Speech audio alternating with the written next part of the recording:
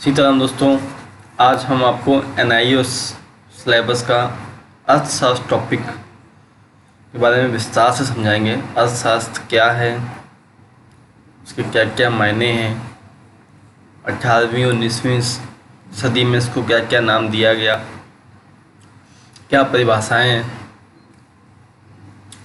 इन सभी का हम विस्तार पूर्वक डिस्कशन करेंगे आपके साथ और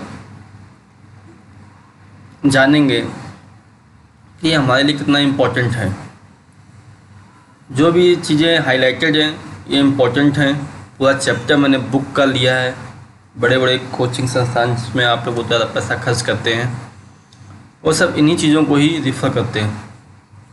मैंने बहुत ज़्यादा स्टडी करने के बाद देखने के बाद कि कहाँ से लेके आते हैं वो मैंने भी वहाँ से लिया है। चलिए देखते हैं, मेरा टाइम वेस्ट किए हुए और आप पूरा सिलेबस पढ़ सकते हैं। आप भी NIOS सिलेबस डाउनलोड कर सकते हैं।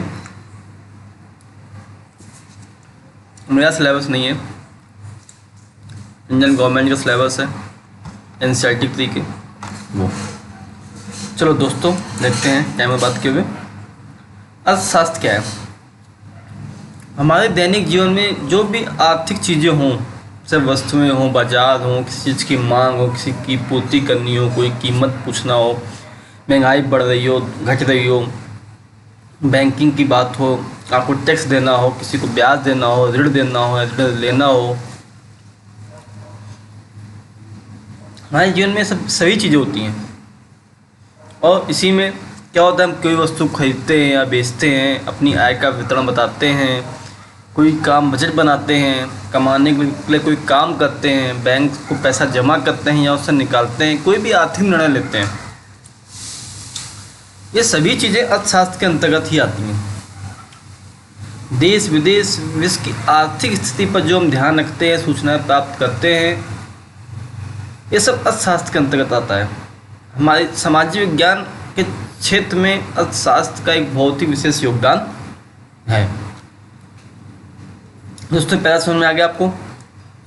आगे देखते हैं अर्थशास्त्र का अर्थ क्या है।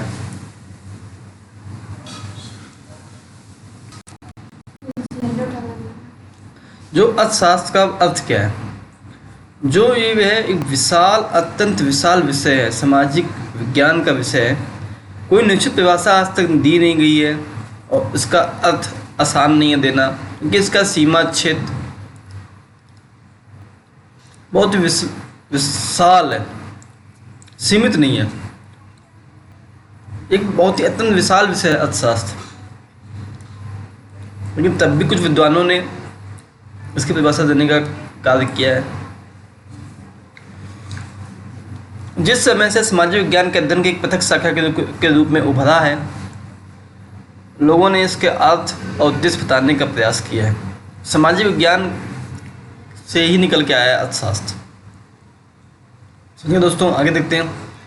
जो 18वीं शताब्दी के अंत और 19वीं शताब्दी के प्रारंभ में हमारे विद्वानों और लेखकों का मत था कि जो अर्थशास्त्र है वो धन का विज्ञान है, और इन्हीं विद्वानों को क्लासिकी अर्थशास्त्री कहने लगे हम उनको। उन्होंने कहा कि अर्थशास्त्र में धन से संबंधित घटनाओं, पदार्थों का अध्ययन करते हैं, जिसमें धन की प्रकृति, उसके उद्देश्य, व्यक्तियों, देशों आदि द्वारा जो धन का सृजन किया जाए आदि शामिल किया जाता है। ये कहा गया 18वीं शताब्दी के अंत में और 19वीं शताब्दी के प्रारंभ में। लेकिन इससे बात नहीं बनी।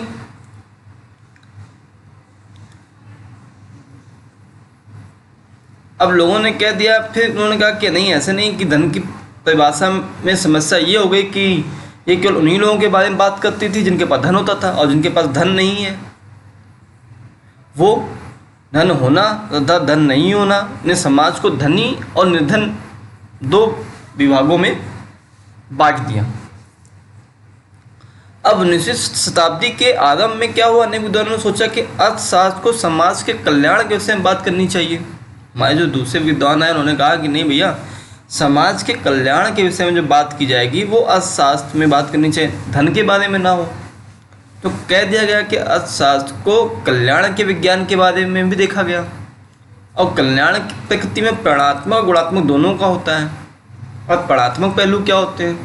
वस्तुओं और सेवाओं का उपभोग, प्रति व्यक्ति आय में वृद्धि आदि कल्याण के परिणात्मक पहलू होते हैं। समझे दोस्तों। और गुणात्मक पहलू क्या होते हैं? आप शांति से रह रहे हो, छुट्टी में आनंद ले रहे हो, बैठे बैठे ज्ञान ले रहे हो किसी से, वो कल्याण के गुणात्मक पहलू हैं। तो उन विद्वानों ने कहा कि अर्थशास्त्र को कल्याण के विज्ञान के रूप में भी आप देखिए। फिर भी बात नहीं बनी, फिर अर्थशास्त्र की परिभाषा दी गई कि अर्थशास्त्र की कल्याण की परिभाषा ने कल्याण के केवल भौतिक पहलुओं की व्याख्या कर दी। उन्होंने कहा भैया भौतिक की पहलू व्याख्या की, तो लोगों को भौतिक वस्तुओं अभौतिक सेवाओं दोनों की आवश्यकता होती है। समझिए, ये बात बिल्कुल सही थी। तो प्रत्येक व्यक्ति तथा समाज के पास उपलब्ध संसाधन दुर्लभ होते थे, तो फिर क्या क्या लोग अपने लक्ष्यों को इन संसाधनों के वैकल्पिक प्रयोग से प्राप्त करने का प्रयत्न करते थे, जो वे उपयुक्त चयन के द्वारा करते थे। फिर कहा गया कि अर्थशास्त्र को दुर्लभता तथा चयन का विज्ञान भी कहा गया। अब दुर्लभता तथा चयन के विज्ञान के रूप में अर्थशास्त्र मानवीय व्यवहार के उद्देश्यों व उन दुर्लभ साधनों के संबंधों का भी अध्ययन करता है, जिनका वैकल्पिक प्रयोग किया जा सकता है। तो अर्थशास्त्र को दुर्लभता तथा चयन का विज्ञान भी कहा जाने लगा। आगे देखिए, जब 20वीं शताब्दी में पूरी अर्थव्यवस्था की समृद्धि और विकास प्राप्त करने के उद्देश्य ने गति पकड़ी और आर्थिक समृद्धि तथा विकास में सरकार की भूमिका अत्यंत महत्वपूर्ण हो गई। फिर कहा गया कि जो अब अर्थशास्त्र में क्या हुआ, केवल व्यक्तिगत निर्णय लेने और संसाधनों के प्रयोग तक सीमित नहीं रह गया, इसमें वस्तुओं के उत्पादन उपभोग को भी सम्मिलित कर लिया गया। इसके क्षेत्र में विस्तार किया गया ताकि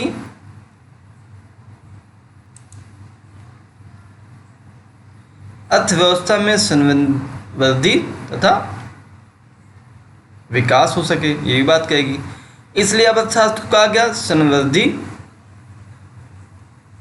तथा विकास का विज्ञान। अब कह दिया कि कहा गया जिसमें कि आजकल लोग व्यक्तियों पूरे देश के कल्याण के बारे में बात करते हैं, तो अर्थशास्त्र को समृद्धि तथा विकास का विज्ञान भी कहा गया। फिर कहता है जो व्यक्ति होती है अपनी आवश्यकताओं की तुष्टि करने को बनाने के लिए आवश्यक होता है कि वह पूरी अर्थव्यवस्था में समृद्धि हो जाए, ये कहा गया। और समृद्धि के लाभों को व्यक्तिगत नागरिकों में वितरित करने के उपयुक्त साधन ढूंढने चाहिए थे हमको। फिर संसाधनों के प्रयोग तथा वस्तुओं सेवाओं के उत्पादन तथा वितरण के संबंध में अर्थव्यवस्था का निष्पादन अत्यंत महत्वपूर्ण हो गया। ये सब अर्थशास्त्र के अंतर्गत ही आ गए। जैसे कि कहा गया कि यूएसए और यूरोप के देश होते हैं, जापान आदि विकसित अर्थव्यवस्था कही गई, क्योंकि जो इनके नागरिकों होते हैं उनके आय का जो उच्च स्तर उन्होंने प्राप्त कर लिया। हमारी भारतीय अर्थव्यवस्था है वो विकासशील है, क्योंकि हमारे अभी भी अधिकांश नागरिक गरीब है। और इसी प्रकार से जो अर्थशास्त्र का हम अध्ययन करते हैं अपनी अर्थव्यवस्था की स्थिति के बारे में ज्ञान कराता है, समृद्धि और विकास के ऊंचे स्तर को प्राप्त करने के मार्गदर्शन करता है अर्थशास्त्र।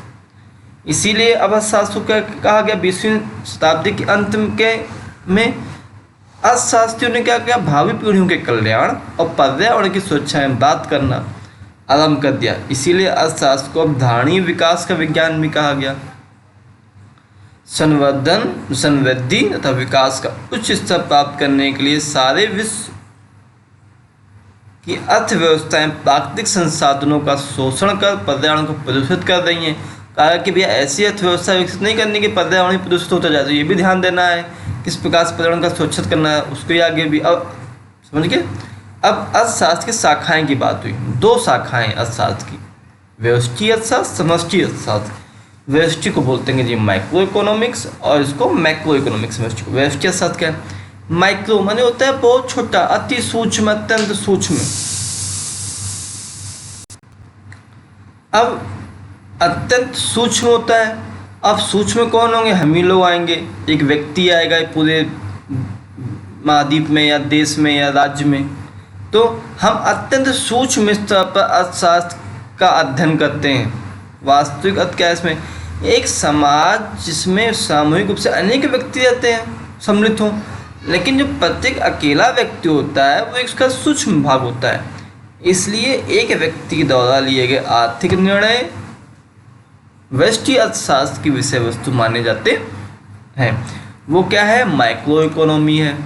अब माइक्रो इकोनॉमी में क्या देखेंगे? विभिन्न आवश्यकताओं की तुष्टि के लिए व्यक्ति आप वस्तुएं खरीदते हैं, बेचते हैं, अपनी आय की सीमित राशि से कुछ कीमत का भुगतान करते हैं सेवाओं को लेने देने में। ये आप माइक्रो इकोनॉमी में है। कोई व्यक्ति वस्तुओं और सेवाओं का विक्रय करे, वो आता है भुगतान करे।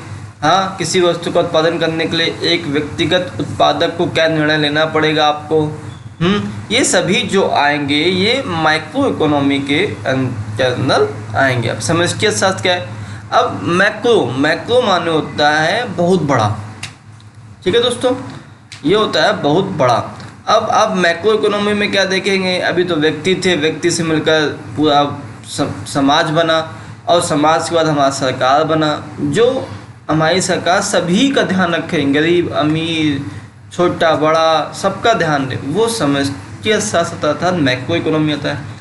अब एक व्यक्ति की तुलना में समाज अथवा देश अथवा संपूर्ण अर्थव्यवस्था बहुत बड़ी है,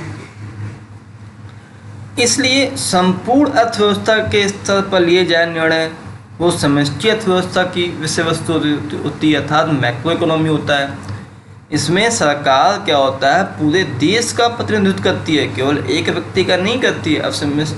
अब मुकेश अंबानी या